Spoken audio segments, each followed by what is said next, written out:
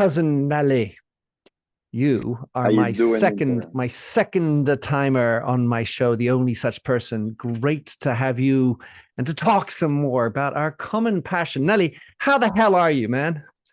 I'm great. I'm great. And you? I'm in Miami in this very hot summer out here, and for for another week, and then I'm heading to Europe for some vacation, but also some paddle related occupations. There's a lot of events going on in Europe, and helping out a few friends. They're launching a charitable event in Saint Tropez on the 22nd of July, and where all the nine of the top 10 players are going to be there, top 10 players in the world, and it's going to be the opportunity to mix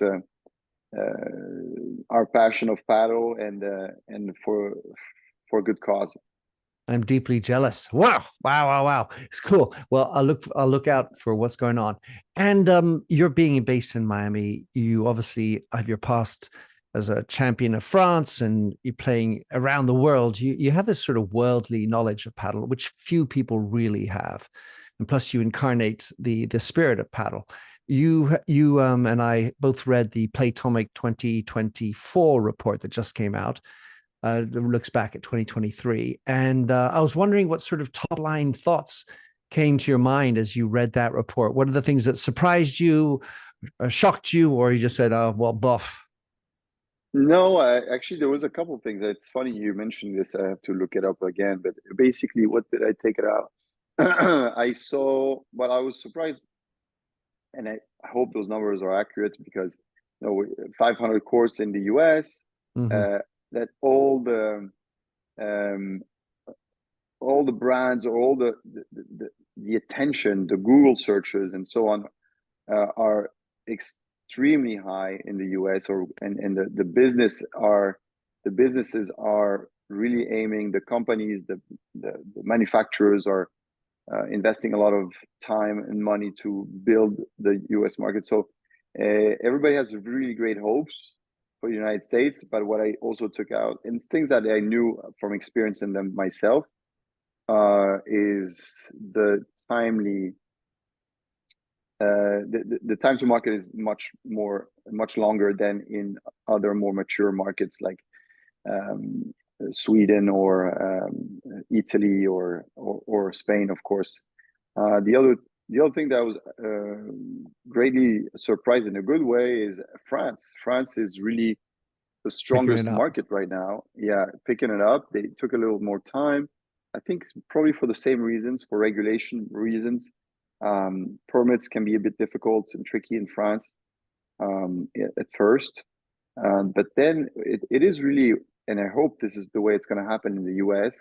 That once the cities, once the states, and all the more and more people are going to be aware of paddle and realize it's a secure sport. I'm talking about security um, with the glass and so on. That they're going to be much more inclined to deliver easier paths to build paddle clubs. I'm seeing it now with my club in Miami. I'm seeing it in Boca Raton, where we're building our second club.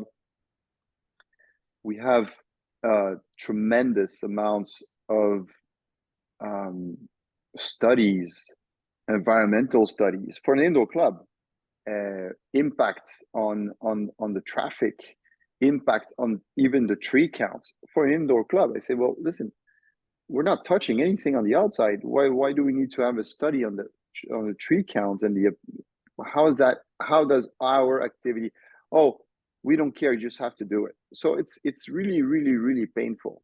And I hope we're being trailblazers, and others are being trailblazers in their own counties and cities and so on. And once paddle gets more in the common picture in the United States, that it will be easier to and faster to build clubs. Well, to just completely go your way, Nelly, I in the report I picked out the two statistics that you exactly talked about. One is 45% of all views of Google came for the US. Whoa. and then the only 454 courts in the United States. And I feel like you are going to be building a lot more of the future. So let's talk about PadelX. When did you launch it, and how did the idea come around? Because Miami, you could say, is a town with a lot of paddle already. Yeah, I mean, there's a lot already and a lot more coming. I mean, I was just at the opening of this month. I'm going to four openings. Wow. Yeah, in just in Miami. Just went to 10 by 20 on Saturday. There's another called one paddle, I think, and they can't keep track right now. It's a lot. There's platinum paddle opening soon. Sunset paddle. So there's clubs everywhere. But to get back to PadelX, we launched and finally opened to public April 1st, 2024. That was our day. And since it's just from day one, it was full. We were literally, we were surprised to have the 10 courts all booked on April 1st, from 6 to like 6:30, like for two increments from 6 to 8 or 6 to 8:30. But that was quite spectacular. So the, the demand is there, and it's been growing since we didn't have time to even do like a proper opening. So we had so many events in month of April and May. We took on the challenge of organizing a red paddle event in May. On the first week of May, they had a cancellation of a club that was not ready to host it. So we took it over in 2 weeks. We turned it over to build the biggest paddle tournament to ever have taken place on U.S. soil, with over 180 players, Wow. and it was a great success. And the week after, we had another big event called the Big Hit Paddle event, where we associated with Blondish, who's a great DJ. I don't know if you know her, but she's very passionate about paddle and about also about ecology. And we created or she created with her team, but with us as well, to take care of the club of the event. Um, and I want to say a social event around paddle, in to benefit an association called Bye Bye Plastic, and that Hmm. shares exact same values as us at PadelX. So I'd say the connection was immediate, because I don't know if you know, but at PadelX we recycle 100% of all our plastic emissions, all our bottles, anything you throw, the bags and so on. We have our own recycling program where we recycle them to create our merchandise, our Hmm. clothing, and all our furniture. So all our furniture, like our benches, for instance, for the courts, we make them as we produce plastic. So we didn't have enough plastic at first to make all of them. We needed 24 benches. We only had 10 the first week. And as we go, we've built them because we need 1,500 bottles per bench. Wow. That's that's how, and it's all printed on the bench. So it creates a history and it creates awareness about A, recycling, and B, about our motto and our commitment to try to you know a little commitment to try to make things better on the planet. That's beautiful. So, the launch April 1st, it felt like it was April Fool's Day, but you made it April Fool Day, Mm-hmm. right? Yeah, And so you yeah, have yeah. 10 courts. As I 10 understand courts. it, is that the end of the growth, or do you plan to make it bigger? No, no, that's the first step of a first step. A milestone. I mean, PadelX has been in the making for 2 years now, and Mhm. I'd say, and we were, even before opening this first club, we were already committed on next two. So we already have two other clubs in the books and in the making. One is in Boca Raton, where we're going to build 8 indoor courts. The plans are ready. We're just now in the permitting process at the city, and hopefully as soon as we get those permits, we'll get building and we'll be ready to open by the end of the year of 24. So that's the goal for second one, the most precise and concise. project we have, and the third one is in Palm Beach, where we're a bit further back, a couple months behind. We're finalizing the plans as we speak. It's for now 7 courts outdoors, with a new concept we're doing. You'll see it's something surprising with the floor plan. We've been always very praised, and the feedback from the clients at PadelX Miami have always been that we have a great floor plan. Meaning, and what does that mean? Design and floor plan has really been a key component of PadelX. We want to be able to, for people to be in a place where they always feel connected. Even though we have 10 courts, you're always very close. So the clubhouse is very centric, and everybody feels connected to that. And the clubhouse is also an event space.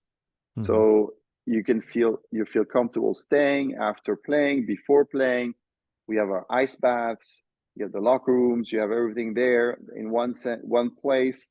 And the bar is very central as well. So you can go 360 around the bar.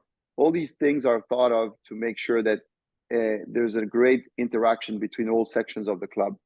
And that's what we're pushing that into the next level with our clubs, and specifically with this one in Palm Beach, where we're going to make a very central clubhouse that will be touching the entirety of the 7 courts. That's something we're very keen on.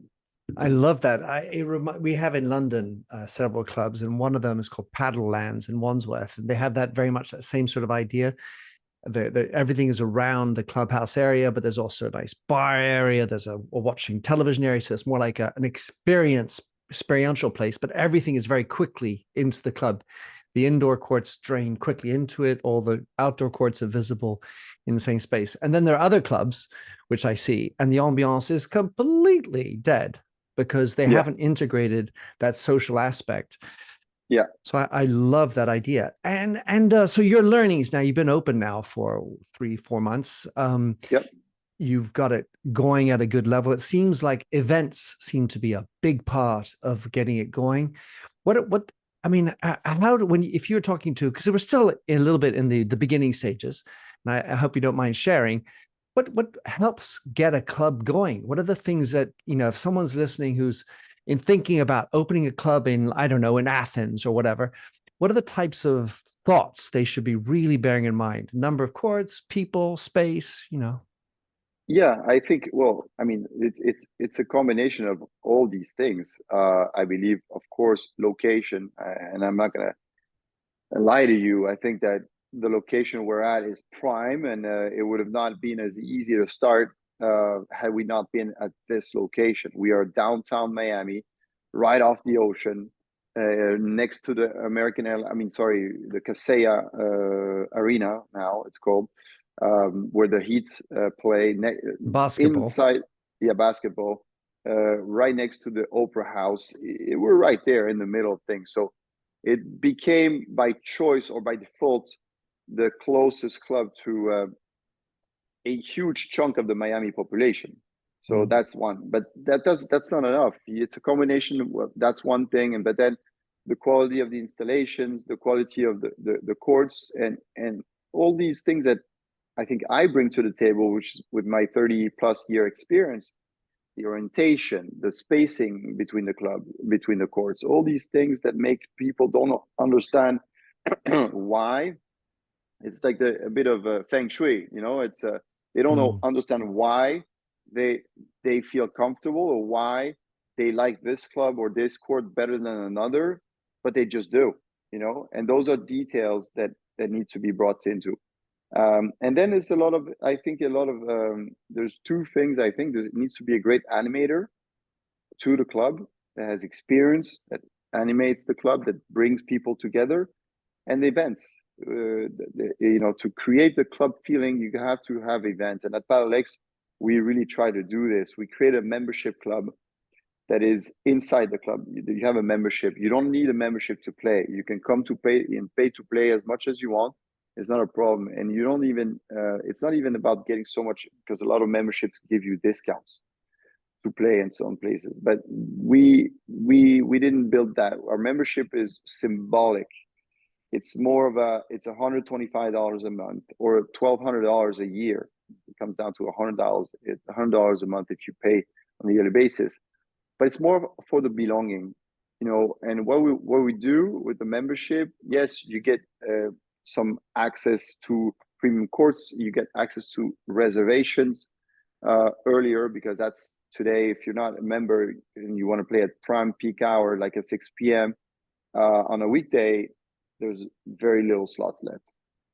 But we did an event with Casa Tua last month. That was a members only event where we mixed the Casa Tua members with the PadelX members. We did a gathering, and that's kind of a members exclusive type of event. We're gonna build some club matches against other clubs where members will play each other. So all these things creates energy and creates activation in the club that makes people want A, to participate, and B, to belong. And that, because that's really the difficulty, and it's not a good or a bad thing, but it is a good thing for the club owners, is to try to make people belong. Because if you look at that report you were just mentioning, paddle, to the difference of tennis, for instance, is a very multi-club sport.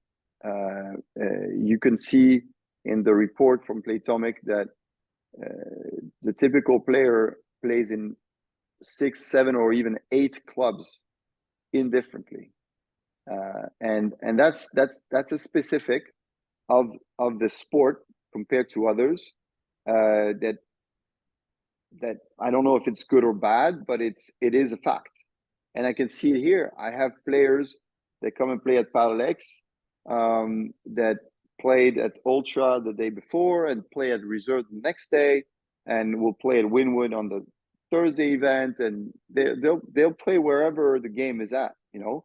So it is and I don't see that as a problem. I see that it's good for the community, it's good for the ecosystem as a whole, and then for us at PadelX, we try to create some events to make the people feel that they belong to one place more than another. It makes me, I mean, I have to believe that some part of that is because paddle's still new. And in order to find the best group of 4, you've got to be flexible. Otherwise, you're stuck with the old same 4 every time. It could be good, but in order to get good balanced games, you have to be, you know, quickly looking at where there's a court available, who's going to be able to play.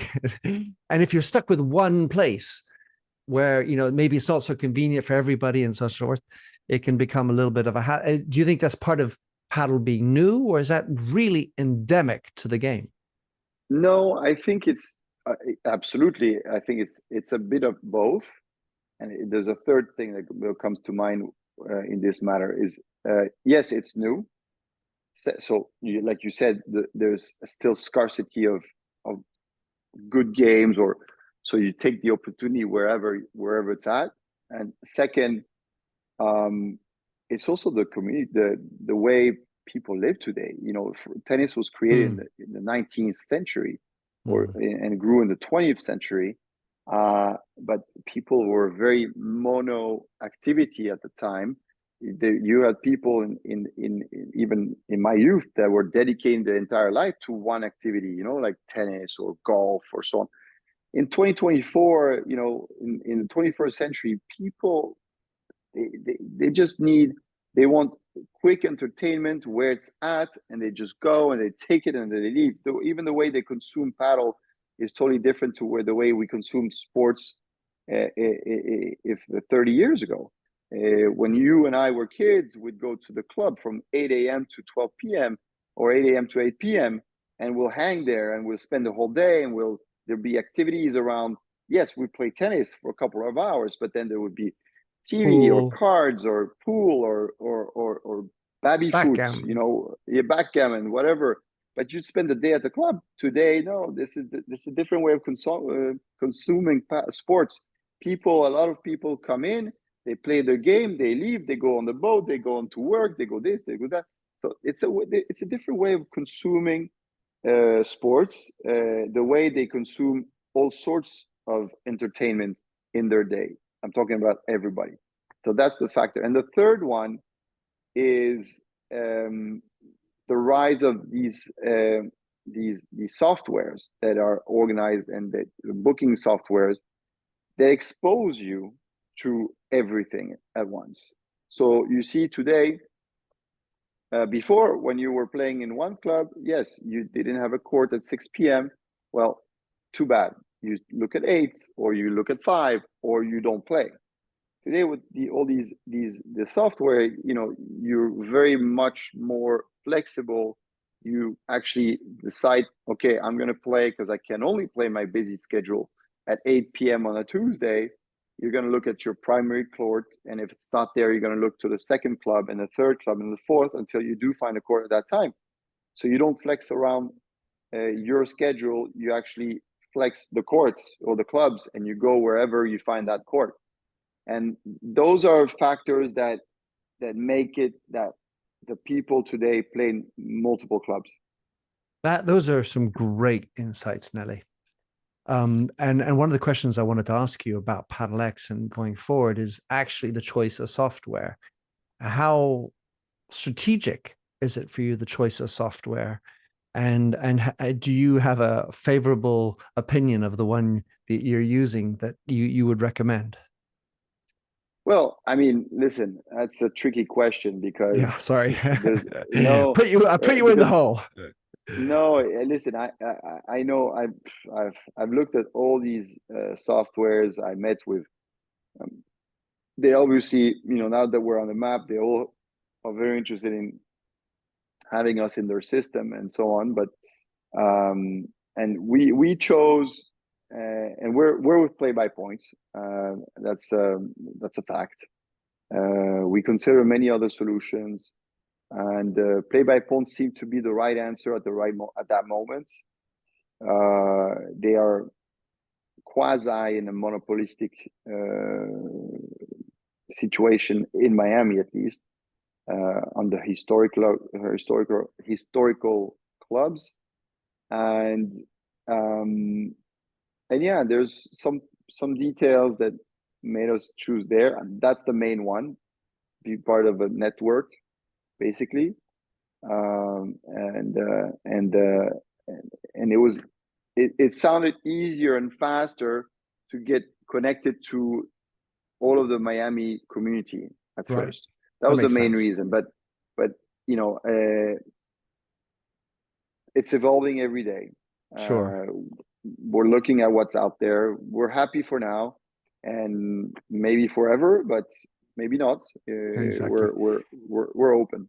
It does strike me that, I mean, as a user, I'm on so many of these apps, so I do get to see them, the differences, and some are more flexible than others. Some, the rating story is a little bit better than others. And anyway, I would say it has to be a strategic component. A, because it helps you tap into any community, and two, it's part of the customer experience. The ease of pay, the ease of setting up games, the ease of finding people. It has to be. I mean, if you're a customer of PadelX, whether you like them or not, the experience that I have on Play by Point is going to contaminate or improve my Well, experience at PadelX. you know what? You're correct, 100%. And I'm not as I'd be open to your, maybe off air, to your opinion on this, because you are much more of a multi-user. You know what happens is that when you start owning your own club, you don't go to the other clubs anymore, Right. or as much. Yeah. Yeah. So, and it's important. I'm trying to make the effort to go once in a while, see what's going on around. We're so focused on our own strategy and our own development that, but it is important to just keep on looking what's going out there, because people have great ideas, and And things are and evolving. things are evolving, and I'd be curious to see what you have to say about the customer use of all these apps. That's what I'm saying. See what your opinion is on that. Oh, it reminds me of a conversation I had with the CEO, and I reminded or him that customer service is going to be a really important part of his marketing arm. And he said, "Well, every time I call, I always get great customer service." So, yeah, well, of course, you're flagged up as the CEO. Yeah. Try calling as a stranger and Uh-huh. experience what it's like to be a customer. And Yeah. we did that together, and it was awfully interesting because with a different number, my number, he all of a sudden saw that it can be a different experience. So get into Yeah. the shoes of the customer was the moral of that story. I did want to tell Hmm. you, Nallé, and I thought of you deeply yesterday morning because I, for the first time, managed and I had to go back to the time you and I did this in Miami. I stayed in a ice bath for 15 minutes yesterday. Holy 15. smoke. Yeah, I But took an hour and a half to get better. It but wasn't that's as cold as yours. It was oh, maybe okay. 10 degrees or something like that, but But still that's too much, chilled. 15, huh? But That's too much. I was gonna do it, Ellie. Yeah, but you're supposed to stay 5 minutes. Yeah, well, I took an hour and a half to actually stop trembling. So hey, I'll learn. But Hey, don't this overdo it, huh? Don't exactly. overdo it. Well, anyways, that's beautiful. So, the other thing I wanted to talk to you about, Nallé, is your experience in so many countries. You really know the culture of paddle, and there's differences because the Argentinian style of play, certainly in the past, the Spanish style of play that was they used to consider big differences. What do you how do you think there is such a thing as the culture of paddle? And if so, how do you describe it? And if there isn't, do you think that there's a different culture, for example, in the United States to paddle? I'm sorry, you're asking me if there's a A culture of paddle, culture. and If there, do you yeah, think that paddle has its own culture that's of course. transnational? Yes, I think, well, first of all, like anything, you're right. It's different places play and have a different way of playing, but on and we can get into that if you want. But I think there's a huge culture of paddle, and it's more of a culture. It's getting to a lifestyle.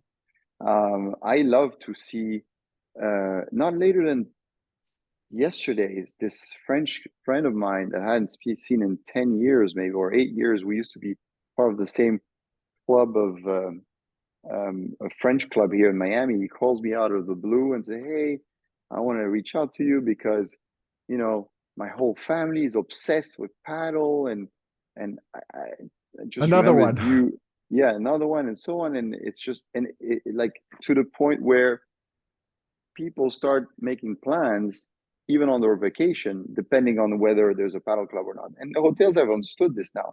You go, I was just in Central Pay like 2 weeks ago. There's five hotels, not one, five hotels built paddle courts, and not one. Like most of them have two courts inside their hotel because that's what's going to happen.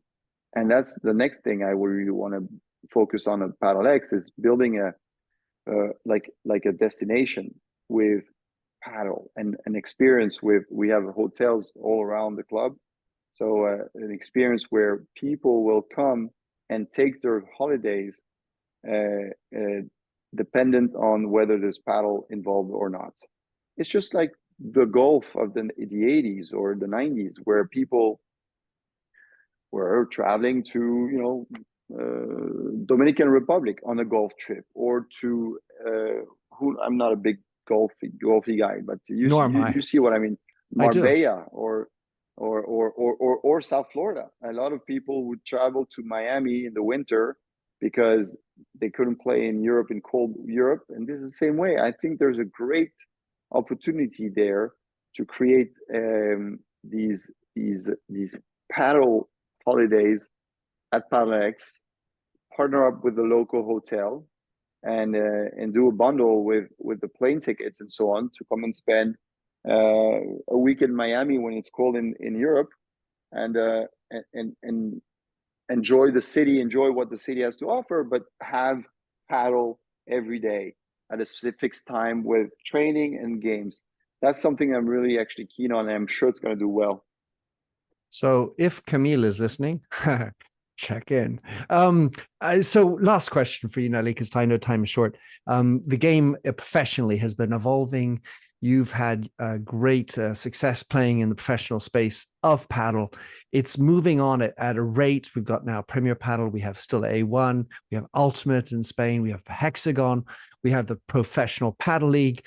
I mean, it seems like it's a little bit chaotic almost how much there's happening on the professional side.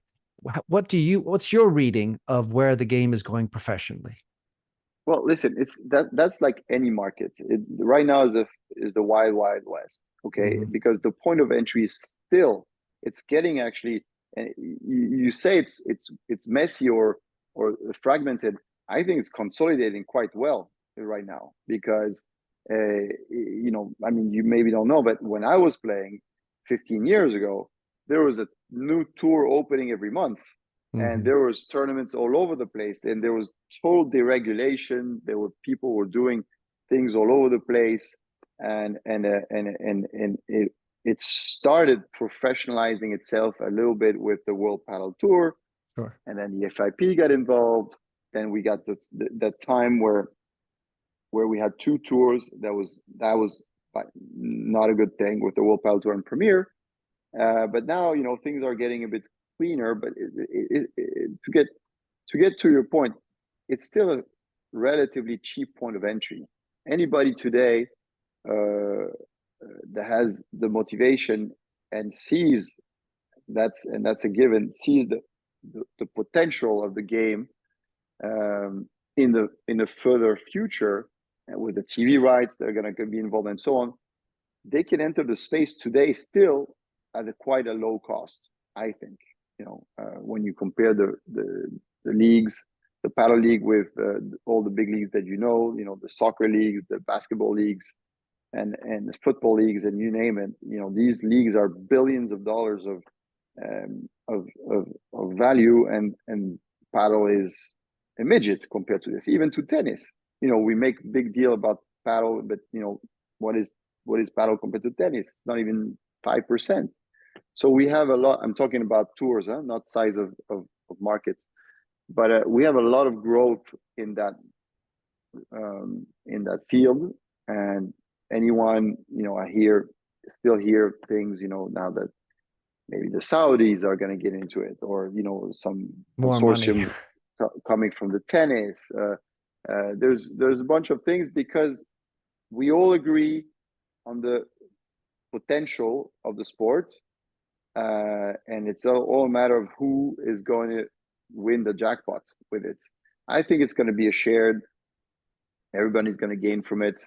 Whether it is the tour that's going to prevail is probably going to be Premier now, because they have quite an exclusivity now for the top level. But there's many others, like you said, the PPL, the A1, the the Ultimate. A1. Yeah, I don't know so much about the A1, but the Ultimate, Hexagon, all these formats, they're going to defer on formats and offer. Oh, sorry, and offer. They're going to defer on formats, and they're going to defer on rules. But I think that they're going to be eventually complementary to each other. All right, last question. And of course, this presupposes your good knowledge of what's going on the inside. World Championships in Doha in October. On the women's side, I think it's a foregone conclusion. We've got Spain winning, probably against Argentina, but who knows, maybe Portugal, Brazil. On the men's side, I think it's a little tighter. Maybe you have a call on Spain, Argentina on the men's side, but who do you think are the surprise teams? And do we have hope for some non-Spanish Argentina, non-Latin American semifinals coming soon? I mean, listen, no. As for the title, absolutely not. There's no hope. Absolutely not. And I mean, listen, it's just simple math. It's simple statistics. You Yeah. look at the top 20 in the world, because again, you're playing with six players, three teams. And so basically you got to have six players that are in the top 20 basically to be a winner of the event. And there's probably I haven't looked at the last ranking, but probably there's 10 Spaniards, 9 Argentinians, and 1 Brazilian, put it Yeah. that way. So, Campagnolo. but if you're talking about actually Bergamini is ahead of Oh Campagnolo yeah. now. Oh, well, there you So go. but if you talk about the team event, I already think that France being third is something for history, and will never be repeated, Oh, because that's basically what the others are fighting for, yeah. and for them to reproduce that, it would blow my mind, honestly. And I think that Portugal and Sweden right now are superior, but And surely the Italians are going to be coming soon. I mean, they got 9,000 yeah, courts, so they surely got then to get the you're system. you're correct. You're correct. Italy, Portugal, Sweden, France. All these teams are in contention for that third place, which is the grail Along for along with those. Brazil. And Brazil, of course. Yes, Yeah, you're yeah. right. Brazil, but Brazil, I think, is more on the descending route, and the other teams are on the ascending. But you're right. All those teams, and Brazil has lost its supremacy on that third place Yeah. during the last championship. So that to me is really, I'm excited about that. Knowing who's going to win with France, I mean, Spain and Argentina. Yeah, that's going to be that match. The final is going to be great, but the route to the final is already traced. So that I won't look up for that. But the fight for the third place between those 5, 6, 7 teams, that's actually very exciting. That's super. Hey, listen, Nelly, thank you so much for taking the time out to come on the show yet again. PadelX, beautiful startup in Miami. You've got Boca Raton, Palm Beach coming along. Hope to see you on a paddle court soon. Have another cold ice bath with you, which I'll stick in for just the right amount of time. Nelly, any other ways people can reach you, get in touch with, or find out more about PadelX and what you're up to? No, of course. Listen, I mean the usual channels like Instagram, websites, and just walk into the club. Trust me, I'm there almost every day. I think it's the best. That's what we try to do as much as possible, and where we really want to showcase at the PadelX is the community, the camaraderie, and the comfort of play. And so if you ever come to Miami, I encourage you to come and visit. Vamos. Thank you so much, Nelly. Thank you.